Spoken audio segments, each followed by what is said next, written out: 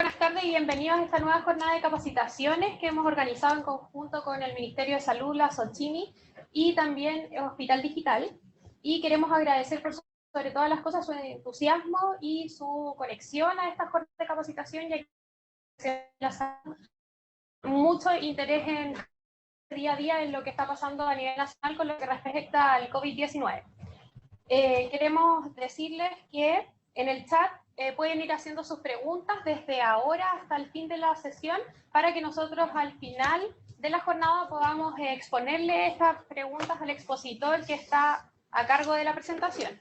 El día de hoy tenemos con nosotros a Armando Díaz, quien es kinesiólogo de la UCI quirúrgica del Hospital San Juan de Dios, es máster en ciencias y miembro de la división de kinesiología de la SOCHIMI, y nos va a presentar el tema de manejo de vía aérea en un paciente con COVID-19. Agradecemos mucho tu presencia, Armando, y esperamos que la jornada sea muy provechosa para todos los que se están conectando a través de la plataforma Zoom. Bueno, buenas tardes a todos. Gracias por conectarse. Agradecimiento al MinSal, agradecimiento a la SOCHIMI, a la División de Kinesiología Intensiva, al Hospital San Juan de Dios. Y en esta ocasión vamos a hablar sobre las consideraciones para el manejo de la vía aérea en pacientes con sospecha o con infección confirmada por coronavirus. Inicialmente vamos a elaborar una hoja de ruta, vamos a hablar un poco de los antecedentes generales que nos hacen tomar las precauciones a considerar. Vamos a hablar sobre el manejo de la vía aérea en relación a los elementos de protección personal, la intubación, extubación, y vamos a hablar un poco sobre algunas consideraciones importantes sobre los circuitos de ventilación mecánica. En el contexto global es que nos enfrentamos a una pandemia por coronavirus y es importante considerar que a hoy, 23 de marzo, Chile se encuentra en fase 4 por esta pandemia con 746 casos confirmados y en 24 horas 114 nuevos casos. Por lo tanto, nos hace extremar las medidas de seguridad, considerando que este virus se disemina o se contagia por vía respiratoria. Tiene un periodo de incubación de 14 días, por lo tanto, y en promedio 5 días, por lo tanto, hay un potencial grupo de pacientes que va a presentar el virus, pero no va a presentar síntomas. El virus es excretado principalmente por secreciones respiratorias, saliva, y en ese contexto un 16% de los pacientes va a requerir hospitalización y un 6% va a requerir soporte ventilatorio. En ese sentido que debemos extremar las medidas de seguridad. Vamos a partir en relación al manejo de la vía aérea con la preparación. La preparación debe ser calma por todo el equipo de salud, idealmente utilizando checklists para este propósito. Así que vamos a partir retirando joyas, relojes, celulares y credencial. Vamos a recoger y tomarse el pelo en caso de personas que lo tengan largo. Se vacían los bolsillos, se ajusta y se utiliza un cubre calzado, que en caso de no disponer se pueden utilizar gorros desechables. Sujetar los anteojos. Verificación en el checklist de que se realicen todos estos pasos y además todo el personal de salud debe contar con sus elementos de protección personal. En relación a estos elementos de protección personal, vamos a considerar que el paso 1 es un lavado estricto de manos. En relación a esto, tenemos que guiarnos por los protocolos hospitalarios y las recomendaciones de la Organización Mundial de la Salud de 40 a 60 segundos lavado clínico de manos. Debe ser adecuado en técnica y adecuado en tiempo. Siguiendo con los elementos de protección personal, debe haber una correcta utilización para el manejo de la vía aérea, sobre todo en procedimientos de intubación, de la mascarilla N95. La correcta utilización de esta mascarilla involucra tomarla por la región anterior y la correcta instalación y tensión de los elásticos en la región posterior, además de el correcto ajuste de la porción del puente nasal para asegurar un adecuado sello. Posteriormente procedemos con las pruebas de ajuste adecuado y además de fugas de la mascarilla N95. Es también importante considerar un adecuado retiro de esta mascarilla, la cual se debe realizar siempre por la región posterior, ya que recordemos que las fibras o las capas electrostáticas de la región anterior acumulan el virus y es importante no manipular la región anterior posterior a su utilización. La mascarilla N95 para los procedimientos como la intubación debe ser desechada posterior a su uso. En relación al vello facial, es importante considerar que un adecuado selle de la mascarilla N95 requiere que el personal de salud se encuentre afeitado. Por lo tanto, en este sentido, las barbas pudiesen interferir con el adecuado selle de la máscara y se recomienda afeitarse totalmente. Progresando con esto, vamos a describir la instalación de la mascarilla N95. Se debe poner un gorro desechable y la colocación de un visor integral idealmente para este tipo de procedimiento. Los pasos a seguir, por lo tanto, son: en el caso de los sujetos que utilizan antiparras o anteojos, se debe fijar con una cinta en la frente para evitar caídas o desplazamientos durante la intubación.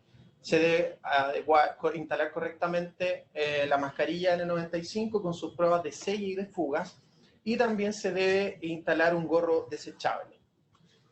Posteriormente, se procede con la instalación del visor integral, que es el elemento ideal o recomendado en los procedimientos de intubación, al menos por los dos operarios que se encuentren más próximos a la vía aérea del paciente. Se debe hacer una verificación de prueba de caídas, inclinando la cabeza hacia anterior, y la mascarilla o el visor integral no debe quedar ni demasiado suelto ni demasiado apretado. Debe tener una instalación adecuada para que el operador no esté incómodo durante el procedimiento. Procedemos entonces para los sujetos que manipulen elementos estériles con un nuevo lavado estricto de manos, tratando de minimizar que la instalación de los elementos de protección personal faciales pudiesen haber contaminado las manos. Colocación de la pechera posterior debe ser impermeable, debe ser manga larga, incluir idealmente el pulgar y ser desechables. Se deben posteriormente poner guantes cubriendo las mangas de la pechera, y es muy importante que al final de todo este proceso se reciba un feedback de parte del equipo de salud sobre la correcta instalación de los elementos de protección personal. Todo este procedimiento se realiza antes de entrar a la sala del paciente. La intubación debe ser planificada. En este sentido, debemos tener preparados todos los insumos necesarios y todo el personal de salud debe conocer los protocolos adecuados acerca de la intubación. Las funciones deben estar definidas por el personal de salud. En ese sentido, debe haber claridad de roles, limitando el número de expuestos, y se deben designar a los operadores más experimentados. Se debe permitir con tiempo que todo el personal de salud se instale de forma correcta todos los elementos de protección personal, y se deben evitar las intubaciones de emergencia, es decir, se debe priorizar una intubación precoz para no exponer al personal de salud a procedimientos de emergencia. La intubación se debe realizar siempre con un monitoreo básico estándar de la Sociedad Americana de Anestesiología, es decir, debe incluir oxigenación con control de oximetría de pulso, idealmente FiO2. Debe armarse el ventilador mecánico, pero desactivar las alarmas de tal forma de que no hayan distractores. Se debe disponer de capnografía, electrocardiograma, presión arterial, y en pabellones también se hace imperativo el control de la temperatura. El paciente, antes de ser intubado, debe permanecer con mascarilla quirúrgica, y las extremidades superiores y manos deben estar contenidas para evitar que el paciente se pueda mover y contaminar los campos estériles o al personal de salud. La preparación del paciente: vamos a dejar 2 apósitos absorbentes a ambos lados del paciente, de tal forma que si llega a escurrir saliva, esta no contamine los campos o la cama del paciente. Recordemos que la saliva es potencialmente un fluido que puede diseminar el virus. Vamos a también contar con un operario que entregue el material estéril, y finalmente se deben limpiar las manos del paciente con solución hidroalcohólica. ¿Esto por qué? Porque tenemos que considerar que estos pacientes probablemente en la sala de urgencia estuvieron tosiendo por varias horas sobre sus manos. Por lo tanto, debemos partir de la premisa de que todas las extremidades superiores del paciente están contaminadas. Se debe limpiar con solución hidroalcohólica de tal forma a asegurar la diseminación del virus al personal de salud que maneje accesos vasculares, o que el paciente pudiese contaminar los campos estériles. El equipo va a estar conformado por un kinesiólogo, un médico, una enfermera, y además se puede contar SOS con un segundo médico que puede actuar como segundo operador, o si al examen inicial se sospecha una vía aérea difícil. Idealmente la habitación debe contar con presión negativa, y al interior se debe contar además con una bandeja para el manejo de la vía aérea. Esta bandeja debe contener una mascarilla de recirculación con una fuente independiente de oxígeno, 2 tubos orotraqueales, cánulas Mayo, dependiendo de la que se necesite, según las medidas del paciente, un videolaringoscopio y una jeringa para inflado de CAF. SOS se puede contar con máscaras laringias de segunda generación, deben ser de segunda generación, ya que las de primera generación pudiesen provocar una dispersión de aerosoles, y además se debe contar con un sistema bolsa-máscara con una fuente también independiente de oxígeno. Esto de tal forma de que si se llega a requerir su uso, no haya confusiones con el sistema de conexión de oxígeno del sistema bolsa-máscara. Fuera de la sala, debiese haber un TENS que nos permita entrega de material en caso de requerir, una enfermera que va a estar a cargo de entregar el material de vía aérea, los accesos vasculares, y además debe disponerse afuera del carro de paro. La preoxigenación se va a realizar por 5 minutos con los siguientes elementos. Debemos disponer de un flujómetro, 15 litros de oxígeno, un niple, conector de oxígeno y una mascarilla de recirculación.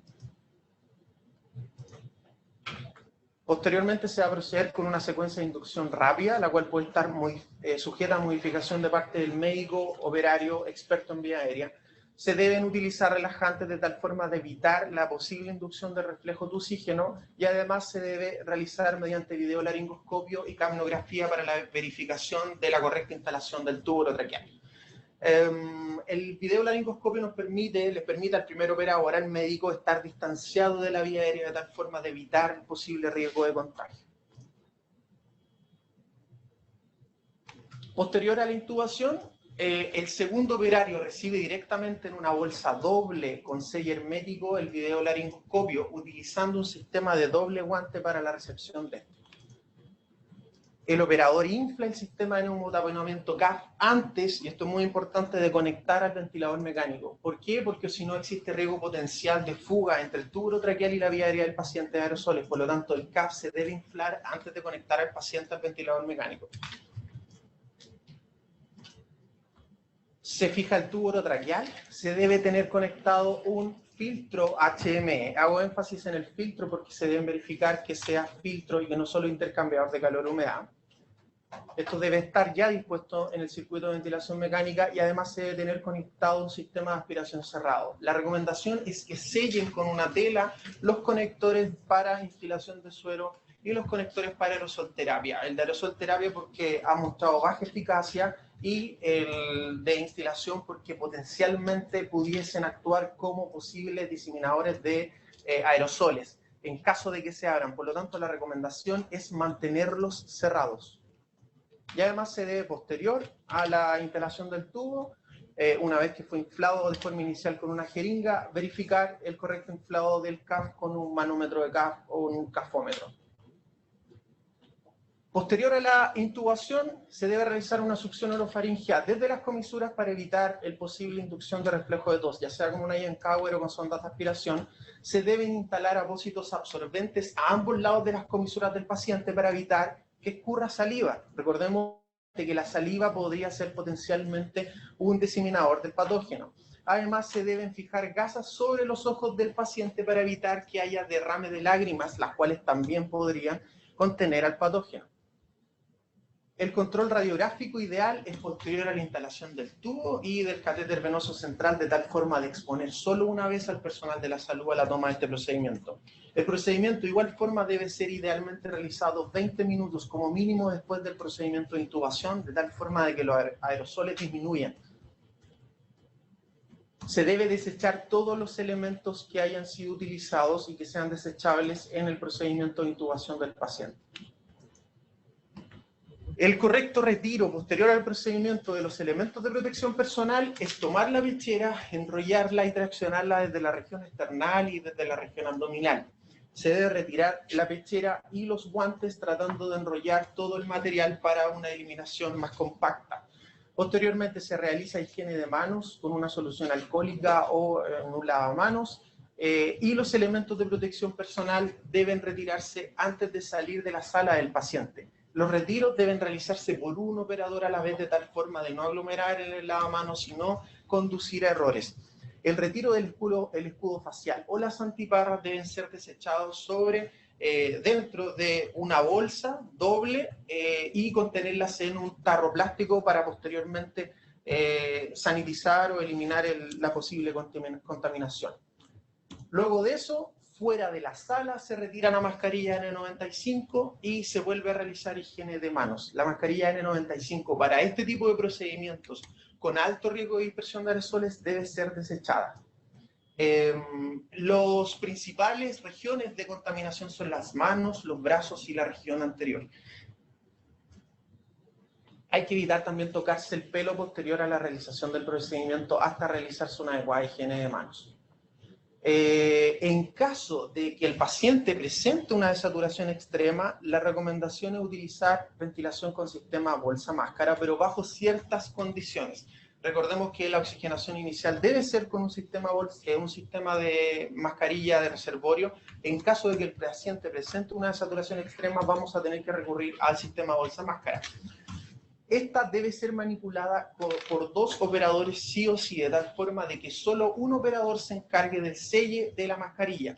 ¿Cuál es la técnica recomendada por las sociedades de anestesiología? Es que se utilice la técnica de B y E, de tal forma de que con el dedo índice se permita también una mejor tracción de la mandíbula. No la técnica C y E, la cual se ha observado que produce más cansancio en el operador y también produce o podría provocar mayor fuga. Por lo tanto, la recomendación es la técnica B, con la región tenar y los pulgares y los dedos en E. Se ve abajo, en el fondo, abajo a la izquierda. De igual forma, la recomendación es que la bolsa máscara siempre cuente con un HME filtro. No solo un HME, debe tener la función de filtrado, por lo tanto los HMEF son los indicados. ¿Cuál va a ser la conformación? Como se ve arriba en el caso de utilización de mascarilla y como se ve abajo a la derecha en el caso de la utilización con tubo orotraqueal. Por lo tanto, siempre se debe disponer de este elemento entre la bolsa autoinflable y el dispositivo de la vía aérea, ya sea máscara o tubo orotraqueal. Como dijimos, en caso extremo de ventilación de rescate, se debe utilizar el sistema de bolsa máscara siempre con un filtro HME. Podemos observar en la imagen de arriba la no utilización del filtro HME y la gran dispersión de aerosoles que provoca. En la imagen de abajo, por otro lado, cuando se instala correctamente el filtro HME, la dispersión de aerosoles se reduce considerablemente cuando hay un sello adecuado de la mascarilla. Se debe, en el caso extremo de requerir, controlar la amplitud de las compresiones de tal forma de que se priorice la frecuencia respiratoria por sobre el volumen corriente, minimizando de esta forma la dispersión de aerosoles. Podemos observar en este video a la izquierda la utilización del sistema bolsa-máscara sin HME y en la derecha con HME. La utilización del filtro HME, como podemos observar en la imagen de la derecha, reduce considerablemente la dispersión de aerosoles y por lo tanto es la recomendación en el caso extremo que se deba requerir el uso de este dispositivo. En el caso de los traslados intrahospitalarios, ya sea para un escáner o por cambio de unidad o los traslados entre hospitales, la recomendación es preferir ventiladores mecánicos de transporte con filtros HME y corrugados de doble rama. Abajo podemos observar una configuración ideal para circuitos con sensor de flujo y en este caso también se observa caminografía. Debemos observar que siempre estos dispositivos se deben instalar distal a el filtro HME.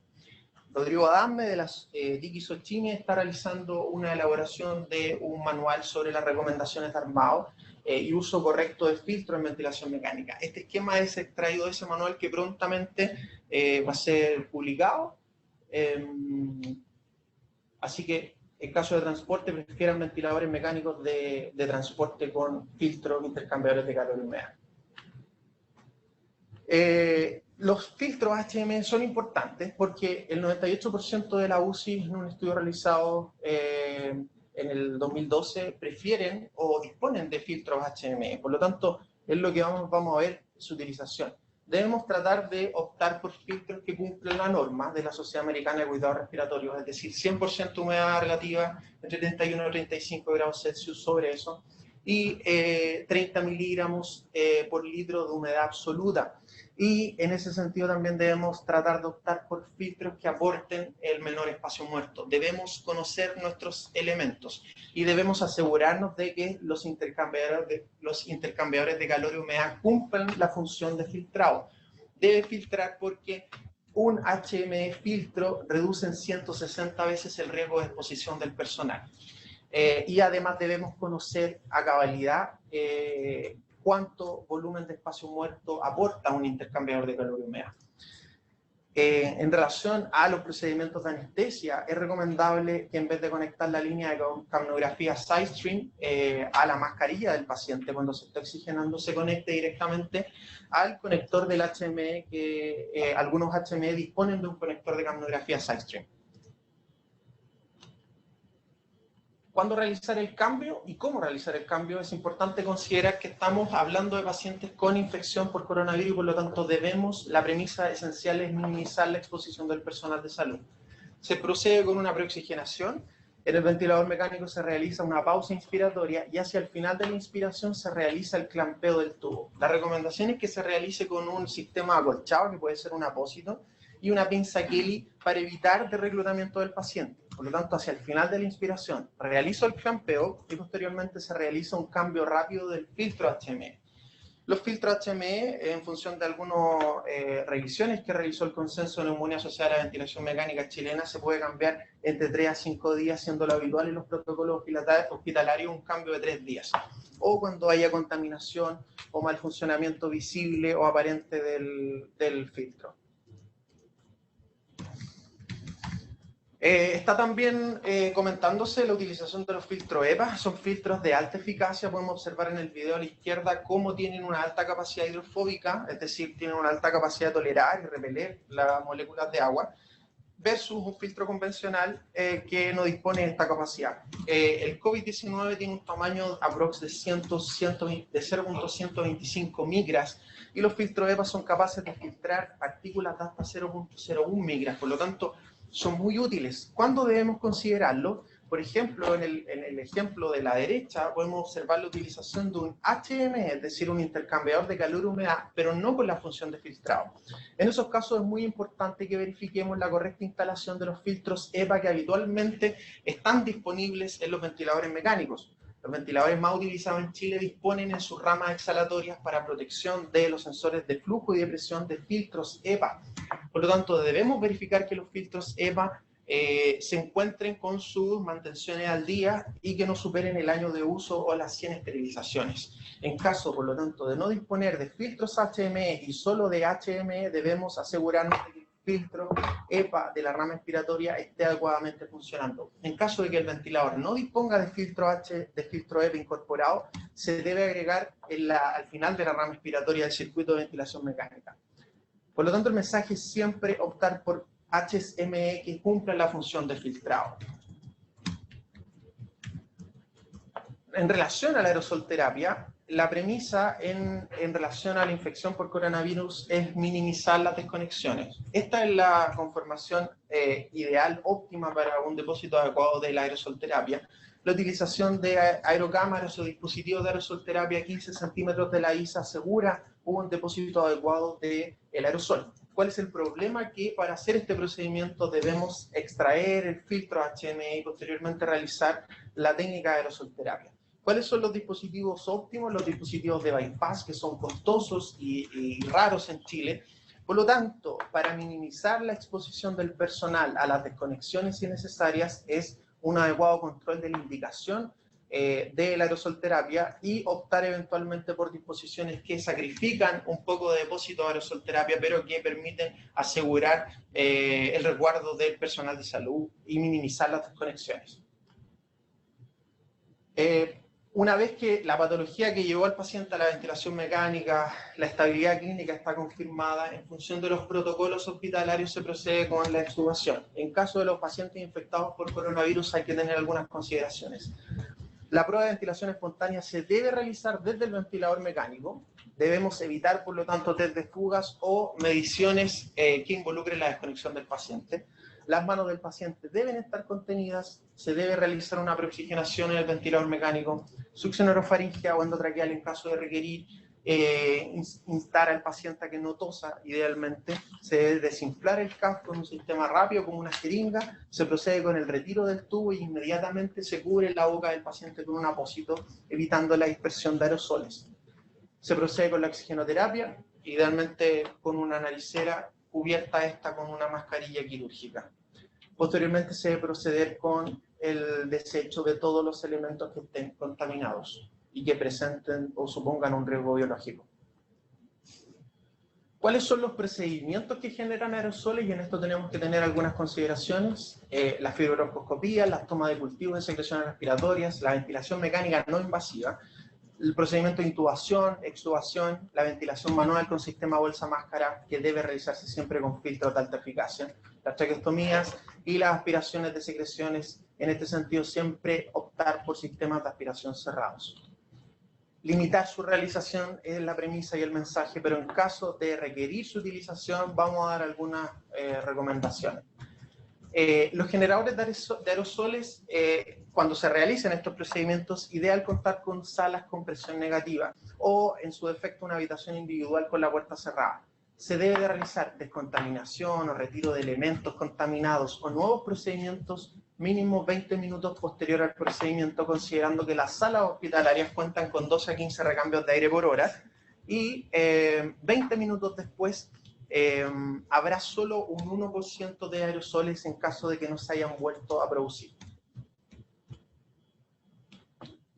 Podemos distinguir en cuanto a los generadores de aerosoles, los que incentivan y los que dispersan. Los que incentivan pueden ser todos los procedimientos como fibrobroncoscopía, intubación orotraqueal o toma de muestras, mientras que los que dispersan aerosoles pueden ser la ventilación mecánica no invasiva, nebulizaciones y sistemas de ventilación con bolsa máscara. En este sentido, los estudios realizados en 2002-2003 en relación al SARS, una revisión sistemática que comparó ventilación con bolsa máscara, procedimiento de intubación o ventilación mecánica no invasiva versus otros procedimientos como aspiraciones, nebulizaciones o compresiones torácicas en el RCP, observaron que había un mayor riesgo de transmisión con los de la izquierda. En ese sentido ya hablamos de la ventilación con sistema bolsa máscara y los resguardos que hay que tomar. Ahora vamos a hablar un poco sobre la ventilación mecánica no invasiva. Pese a esto, debemos siempre evitar todos estos procedimientos de tal forma de no exponer al personal de salud que juega un rol preponderante en esta crisis sanitaria. En relación a la ventilación mecánica no invasiva, ¿cuáles son los potenciales riesgos que presentan una gran dispersión de aerosoles? Principalmente producto del mal selle y de la naturaleza misma de la ventilación mecánica no invasiva, la cual se realiza con interfaces con portales exhalatorios. Los portales exhalatorios, por lo tanto, dispersan de forma inherente aerosoles. En este sentido, un ejemplo con utilización de BiPAP con un EPAP de 5, podemos observar que EPAP de 5 más un IPAP de 10 provocó dispersión de aerosoles a 69 centímetros, IPAP de 14 a 70 centímetros y con IPAP de 18 a 92 centímetros. Por lo tanto, es potencialmente un riesgo de dispersión considerable de aerosoles. Solo los primeros reportes de China muestran que solo el 25% de los fallecidos utilizó ventilación mecánica invasiva. Es decir, un 75% de los pacientes utilizó ventilación mecánica no invasiva o cánulas nasales de alto flujo, teniendo un porcentaje de mortalidad alto, similares a los observados con este tipo de terapias en la infección por H1N1. Este tipo de sistemas, principalmente la ventilación mecánica no invasiva, no tiene un buen nivel de evidencia en la utilización de insuficiencia respiratoria hipoxémica. Y otro reporte interesante de China es que la duración de la ventilación mecánica no invasiva y las cánulas nasales de alto flujo tuvo una mediana de 6 días con un intervalo de 4 a 8 días antes de la intubación. Por lo tanto, hubieron muchos días en los que el personal de salud estuvo expuesto. Esto potenció dos cosas: una exacerbación de la falla respiratoria aguda y gran dispersión de aerosoles, principalmente por la presencia de portales exhalatorios o por el mal selle. Esto condiciona inherentemente una transmisión de aerosoles hacia el personal de salud, infección, contaminación y por lo tanto menor disposición de este recurso valioso. La premisa inicial es que no se recomienda su uso en base a lo que les acabo de mencionar. En caso extremo de requerir su utilización, hay que tomar ciertos resguardos. Observen con la utilización de cánula nasal de alto flujo a 10 litros por minuto la dispersión de aerosoles. En la imagen segunda, en el video segundo, vamos a observar la dispersión de aerosoles a 25 litros por minuto y a 25 litros por minuto, pero con el paciente tosiendo. Al final, 25 litros por minuto tosiendo y con una mascarilla. Vamos a ver que la dispersión de aerosoles se realiza por las regiones laterales de la mascarilla o por las aperturas. Por lo tanto, la utilización de cánula nasal de alto flujo supone un riesgo de salud. Porque transmiten aerosoles y pueden potencialmente infectar al personal de salud que se encuentra atendiendo a ese paciente. Partiendo de la premisa de que no se recomienda la utilización de la ventilación mecánica no invasiva, en caso de requerir debemos siempre contar o disponer del armado correcto. La interfaz siempre debe tener el codo azul, que son los codos que no presentan portales exhalatorios. Utilizarlos con un sistema de doble rama. En caso de disponer solo de HME, utilizar un filtro EPA en la rama expiratoria del circuito. En su defecto, si contamos con filtros HME, conectarlos próximos a la conexión entre la I y el codo de la interfaz. En Italia se está utilizando los helmets, que también deben ser utilizados con un sistema de doble rama y con un adecuado sello. La recomendación además es que estos tipos de terapias siempre se utilicen en una sala con presión negativa, porque eventualmente el paciente, estando despierto, puede mover o manipular la interfaz y eventualmente puede haber una fuga de aerosoles. El correcto armado, también extraído del manual que se está realizando por la División de Kinesiología Intensiva, es la utilización de filtros HME entre el codo sin portales exhalatorios y el circuito de la ventilación mecánica para la conformación de circuitos de doble rama, y la utilización del filtro HME también en los circuitos de ventilación mecánica antes del portal exhalatorio, de tal forma de que este filtro sea capaz de retener cualquier tipo de partícula que pueda ser eliminada por el portal exhalatorio. Siempre usar este tipo de terapias, idealmente con presión negativa. Las nebulizaciones, como ya observamos, es una terapia dispersora de aerosoles y no se recomienda. En casos extremos de requerir, por ejemplo, si posterior a la extubación el paciente presenta estriol laringio y se requiere la nebulización con adrenalina, esta es una de las conformaciones que se pueden utilizar. Usar una interfaz con codo sin portales exhalatorios, un corrugado, nebulizador jet, y al final disponer de un filtro EPA de alta eficacia que evite la posible exhalación de aerosoles. Partimos de la premisa de que no es la recomendación y por lo tanto siempre se debe priorizar aerocámaras con inhaladores de dosis medida. En relación a los criterios para el uso de la humidificación activa, la SOCHIMI recomienda su consideración pacientes con hipercapnia mayor a 60 y pH menor a 720-725. En esos casos debemos instalar humidificación activa. ¿Cuál es la recomendación? Verificar que sus ventiladores mecánicos cuenten con filtros EPA. Estos filtros EPA deben además tener la mantención adecuada, que pueden estar incorporados en la rama expiratoria del ventilador mecánico, y si no disponen de este tipo de recursos, se debe disponer de un filtro EPA al final de la rama expiratoria del ventilador mecánico. Estos circuitos, además, para no agregar más espacio muerto instrumental, cuentan con un conector de aerosol terapia mediante el cual se puede realizar aerosol terapia por inhaladores de dosis medida. Gracias. La recomendación es que vayan a sus bodegas, revisen sus insumos, sus ventiladores mecánicos, sus recursos, conozcan sus equipos, sus circuitos, sus filtros, conozcan los protocolos, y como División de Kinesiología Intensiva estamos dispuestos a resolver cualquier tipo de dudas. Gracias.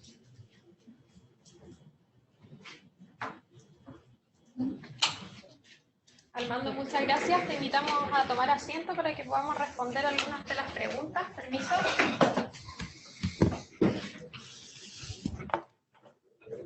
Vamos a unir acá para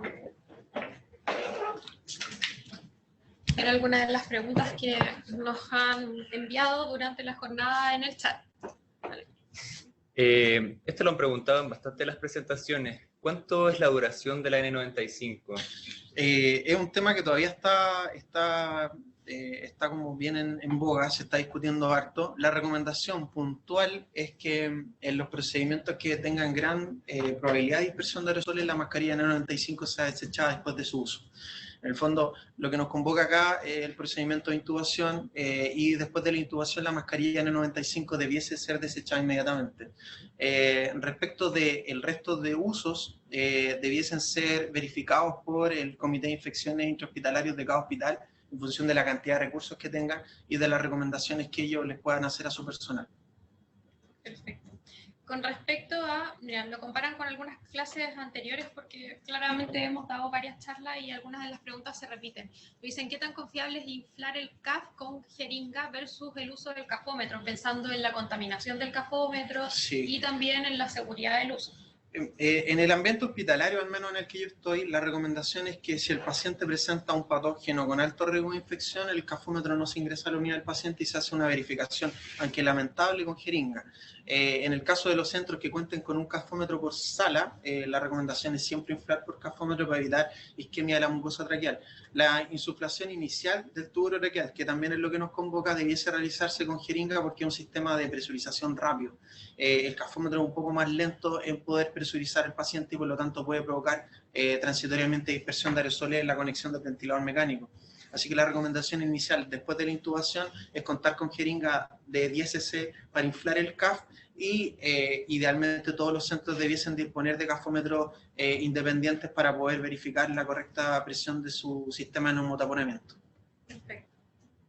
Preguntaron también bastante la preoxigenación con la mascarilla que mencionaste durante la presentación, si hay liberación de aerosoles y si cualquier filtro HMF sirve o deben ser siempre con certificación. En relación a la preoxigenación con mascarilla, se recomienda la mascarilla de recirculación porque, aunque a muchos les genera confusión, es un sistema de bajo flujo, pero de alta FIO2. Entrega FIO2 que fluctúan entre el 60 al 80%, pero es un sistema que, pese a disponer de 15 litros, no supera 3 veces el volumen minuto del paciente, por lo tanto se considera un sistema de bajo flujo. En ese sentido, los sistemas de alto flujo, como mascarillas Venturi, habitualmente superan 3 veces el volumen minuto del paciente, y esos sistemas de alto flujo son los que potencialmente podrían dispersar aerosoles. Entonces, no confundir, la mascarilla de recirculación entrega alta FIO2, pero no necesariamente un alto flujo, de tal forma de que le entregamos alta FIO2 al paciente, pero minimizamos el riesgo de dispersión de aerosoles. Respecto de los filtros, deben certificar que sus HM o intercambiadores de calor MA tengan la función de filtrado. Pueden ir al serial de sus filtros, buscarlo en internet y ver si el fabricante asegura un filtrado sobre el 99.7% de filtrado para bacterias y para virus, idealmente acercarse al 99.9%. Eso. Con respecto al uso también de los filtros, hay varias preguntas, la verdad es que las voy a tratar de resumir, pero es como básicamente dónde se coloca este filtro, pensando en estos pacientes conectados. Dice, por ejemplo, si no tengo filtro EPA, colocamos el HME tanto en la conexión como en la rama, o como que tienen un poco las confusiones de la ubicación. Lo que se está realizando por Rodrigo Adame y por la DIC Sochime es que la recomendación es siempre utilizar intercambiadores de calor o humedad que tengan la función de filtrado, y basta con la utilización solo de ese filtro en la conexión entre el tubo traqueal y la I del paciente. O sea, si utilizamos filtros que certifiquen que son filtros, en el fondo que cumplen con esa función, podría bastar solo con eso en la utilización en I, porque como ya dije, reducen 160 veces el riesgo de exposición del personal. Y habitualmente los ventiladores mecánicos pesados más utilizados en Chile cuentan con filtros EPA incorporados. Por lo tanto, la adición de un HME que cumpla las funciones de filtrado nos asegura una protección adecuada en el fondo. Perfecto. Preguntaron bastante y sería bueno reforzarlo en cuanto al retiro de las EPP, principalmente. Han preguntado si se saca desde el cuello, si se saca desde la cintura. Hoy día nos explicaste la técnica bastante bien, ¿si la podrías repetir? Sí, la recomendación es partir con la pechera plástica y se debe tomar, idealmente, recoger un poco desde la región inferior sin tratar de acercarse a la rodilla en el fondo. Por lo tanto, se recomienda la tomada desde la región de la cintura pélvica y de la región esternal anterior. se tracciona hacia arriba. Recordemos que estas pecheras plásticas habitualmente se rompen por la región posterior, se enrollan y posteriormente se realiza el retiro del primer guante y el retiro del segundo, de tal forma de enrollar todo. Una vez se desecha eso, debemos realizar higienización de manos y procedemos con el retiro de los elementos de protección personal faciales. La higienización de manos puede realizar con soluciones hidroalcohólicas al interior de la sala o con la disposición de un lavamanos. Recordemos que debe ser en orden, no se debe aglomerar mucha gente, por lo tanto se van limpiando los 3 operadores en orden.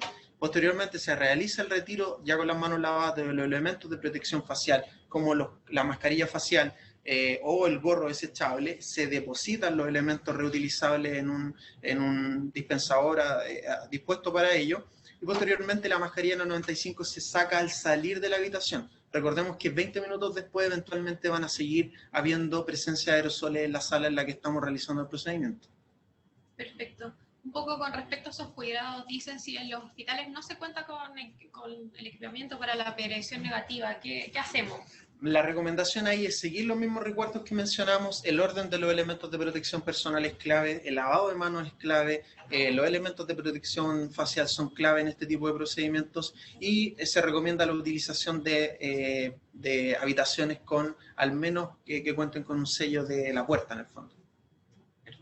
En cuanto a la aerosolterapia, ¿qué opciones hay para esta aerosolterapia? Y preguntan también si podrías repetir los cuidados de la aerosolterapia. Sí, la verdad es que en la imagen que les mostré es la disposición del circuito de aerosolterapia más barato. Este circuito, esa pieza para la conexión de los inhaladores de dosis medida vale aproximadamente 6.000 pesos y por lo tanto es la forma más correcta o más fácil de poder hacer la aerosolterapia sin tener que desconectar el HDMI. La configuración inicial o de la izquierda supone el riesgo potencial de que debemos desconectar el filtro HDMI y por lo tanto debemos realizar un clampeo del tubo, lo cual le expone al personal de salud a un riesgo potencial de contaminación, más tiempo para el operador y por lo tanto la utilización de la conformación de la derecha abajo podría eventualmente, en función de la baja disponibilidad de recursos que pueden haber en los hospitales, ser la más óptima para la aerosolterapia.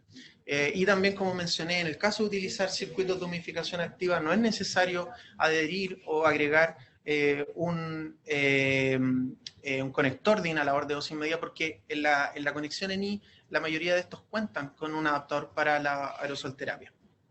Por lo tanto, hacer la aerosolterapia, recomendaciones específicas en función de lo que todo el personal de salud ya sabe, pero tratar de minimizar las desconexiones del ventilador mecánico del circuito. Esa es la premisa en el fondo. Dicen, por ejemplo, si tuvieses que el uso limitado de las mascarillas N95, ¿para qué procedimientos vas a usar una mascarilla quirúrgica versus la N95 pensando en el uso limitado de los insumos? Sí, la verdad es que la recomendación ahí debiese ser, como digo, partir de la premisa de los protocolos hospitalarios, de la disponibilidad del recurso, pero en pacientes con sospecha o confirmación de infección por coronavirus debiese sí o sí utilizarse para el solo hecho de acceder a la sala en pacientes que no estén conectados a la ventilación mecánica, disponer de mascarilla N95. Algunos recomiendan su uso por máximo 4 horas en caso de utilizarla en el ambiente hospitalario y idealmente cualquier tipo de procedimientos que fueron los que mencioné anteriormente que tenga el riesgo potencial de dispersar aerosoles, la mascarilla N95 debiese ser desechada de forma inmediata. El almacenaje debe realizarse en una bolsa de papel, idealmente respirable, que permita un adecuado almacenaje de la mascarilla N95 en el caso de que requieran reutilización. Algunos recomiendan incluso, en caso extremo de falta de disponibilidad de las mascarillas, disponer de una mascarilla quirúrgica sobre esta de tal forma de proteger al máximo las fibras electrostáticas de la región anterior de la mascarilla, tratando de alargar su vida útil lo más posible. Preguntan cuándo se realiza el cambio del filtro y el clampeo del tubo, si se hace en la pausa. Sí, el cambio del filtro, las recomendaciones son, algunos lo prolongan hasta 5 a 7 días, pero lo que les digo es que lo habitual es que se realice cada 3 días. En el ambiente hospitalario habitualmente las recomendaciones de los fabricantes son que se realice cada un día, pero los fabricantes eventualmente buscan que los filtros se cambien con más frecuencia. Por lo tanto, desde la perspectiva de neumonía asociada a la ventilación mecánica o de contaminación del circuito, la premisa también es minimizar las desconexiones. En ese sentido, se recomienda una periodicidad que va entre las 48 a 72 horas o entre los 3 a los 5 días de forma segura. O sea, los filtros tienen una alta eficacia para funcionar al menos por 3 a 5 días, y en ese sentido les digo que lo que ocurre habitualmente es que por contaminación o por manipulación los filtros tienden a cambiarse al tercer día. Por lo tanto, se pueden utilizar de forma segura sin mayores problemas, a menos que haya algún daño o contaminación visible del dispositivo. El clampeo se realiza al final, como dice la flecha, de la pausa inspiratoria. Esto tratando de buscar la máxima reclutabilidad del paciente, evitando el reclutamiento al realizar el cambio. Así que al final de la pausa inspiratoria con el ventilador mecánico procedemos al clampeo del tubo con una pinza Kelly y con un sistema acolchado. Y posterior a eso, mantenemos al paciente ahí, realizamos el cambio del filtro HME y debemos siempre disponer de algún elemento de salvataje en caso de saturaciones extremas, como un sistema bolsa-máscara, también con un filtro HME. El sistema bolsa-máscara debe tener siempre un filtro HME distinto al del ventilador mecánico, de tal forma de que no nos confundamos, de que no cometamos errores durante los procedimientos. Perfecto. Aprovechando la presencia de un kinesiólogo, la verdad es que hay preguntas dirigidas como al área. Entre eso podríamos resumir cuál sería la indicación de intubación precoz, si tienen algunos criterios objetivos, y en base a eso mismo, cuál es el rol del kinesiólogo al momento de la intubación, pensando en que días anteriores también se ha comentado mucho esto de que cuántos participantes debiesen estar en el proceso y quiénes debiesen ser, un poco Sí. podría responder el rol. La respuesta a eso es que va a depender de cada centro. La verdad es que hay centros que son más antiguos y que el rol del kinesiólogo todavía no está bien definido, pero hay otros centros que cuentan con un kinesiólogo como elemento clave del manejo de la vía aérea. En ese sentido, las indicaciones para la intubación primero están descritas en un documento que elaboró la SOCHIMI, por lo tanto pueden ir a la página de la SOCHIMI y descargarlo sobre cuándo, que es una decisión médica, cuándo realizar la intubación de tal forma de no dilatarla. Respecto al rol del kinesiólogo en los centros que consideren la utilización de este recurso humano, el kinesiólogo juega un rol preponderante en el manejo, la asistencia a la vía aérea. Es decir, en la disposición de todos los insumos relacionados con la vía aérea, en la correcta, en algunos centros, verificación de la función del laringoscopio, en la disposición y el armado correcto del sistema bolsa-máscara, en la adecuada preoxigenación, la disposición de los elementos de conexión al sistema de oxigenoterapia, y también en la asistencia al operador 1 que va a ser el médico. La recomendación es que sea lo mínimo posible. La disposición recomendada podría ser un médico experto, una enfermera para los accesos vasculares y la administración de fármacos, y un kinesiólogo que va a ser el que va a estar al lado del médico. Estos dos elementos del equipo deben poner visores integrales. Y el kinesiólogo juega todo el rol de preparación o revisión de los insumos relacionados con la vía aérea, y además con la verificación rápida del inflado del sistema de neumotaponamiento del tubo traqueal, la conexión al ventilador mecánico y la verificación en algunos centros también del correcto armado de los circuitos de ventilación mecánica, y el seteo inicial del ventilador mecánico para la posterior conexión del paciente al ventilador mecánico. Preguntan en cuanto al test de fuga. Si el paciente tiene antecedentes de intubación complicada, ¿qué me podría decir si es muy probable que además tenga edema laringio? ¿Se podría realizar este test, ya que las nebulizaciones van a tomar bastante tiempo y el test de fuga toma menos de 2 minutos? Sí, en ese sentido las nebulizaciones no se pueden hacer antes de que el paciente sea extubado, porque recordemos que es una zona que está aislada, la región laringea, que es la que potencialmente podría provocar el estriol laringio. Así que las nebulizaciones en ese sentido no tendrían ningún efecto. La nebulización a la que me refería era posterior a la extubación. En relación a los predictores de estriol laringio, hay algunos descritos como sexo femenino, IMC elevado, síndrome de pacientes con SAUS o CHO, que tengan apnea del sueño en el fondo, El número del tubo también se ha descrito como un potencial factor de riesgo con tubos superiores a 8, y la duración de la ventilación mecánica también supone un riesgo potencial de la presencia de estriol laringio. En la práctica, el estriol laringio es un evento que ocurre con baja frecuencia. El test de fuga no presenta una alta sensibilidad y especificidad para predecir este fenómeno, y algunas recomendaciones que hacen es que si el test de fuga da positivo, se debiesen utilizar corticoides por 24 horas y al otro día extubar al paciente independiente del resultado del test de fuga. ¿Por qué? Porque el test de fuga eventualmente podría ir retrasando progresivamente la extubación del paciente. Desde la premisa de que no podemos realizar un test de fuga en pacientes que tengan predictores de la presencia de estriol laringio, la recomendación es el uso, en función de la indicación del médico, de corticoides antes, idealmente 24 horas antes de que se realice el procedimiento de la extubación. Una vez que en base a los criterios de la unidad podemos observar que la resolución del cuadro que llevó al paciente a la ventilación mecánica se está concretando, el médico debiese indicar 24 horas antes el uso de corticoides y proceder al otro día con la extubación. Nunca realizar test de fuga porque es potencialmente un riesgo de liberación de aerosoles. Perfecto. Para cerrar probablemente esta jornada, nos preguntan un poco con respecto a la frecuencia de las KTR, de la kinesioterapia respiratoria, y además el procedimiento de aspiración de secreciones. En el fondo, ¿cada cuánto se recomienda en este tipo de pacientes, sabiendo que manipular la vía aérea conlleva un riesgo mayor también para el profesional de la salud? La kinesioterapia respiratoria depende del modelo, un poco del centro de salud, pero la recomendación es que se debe realizar cuando se necesita. Por lo tanto, el kinesiólogo eventualmente puede evaluar al paciente, pero en función de su evaluación va a decidir si el paciente requiere KTR o aspiración de secreciones. La aspiración de secreciones no es un procedimiento que debiese ser realizado de forma rutinaria, sino que debiese ser en función de la evaluación del equipo de salud, en función de la gráfica ventilatoria, de la ocultación, pero nunca como un procedimiento que se realice de forma rutinaria.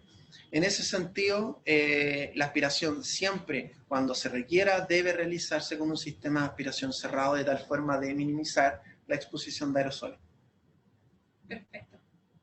La verdad es que eso básicamente, muchas de las preguntas se repiten en lo que respecta al uso de la EPP, por ejemplo, pero queremos comentarles que todas sus preguntas pueden ir dejándolas en el chat, nosotros las estamos recopilando y después a través de la SOCHIMI van a elaborar guías clínicas y más protocolos o videos expositivos que van a ir resolviendo poco a poco las dudas. Es importante además que Armando se va a exponer más adelante en la misma clase y además vamos a ir tomando estas preguntas para que también los próximos expositores las puedan ir respondiendo.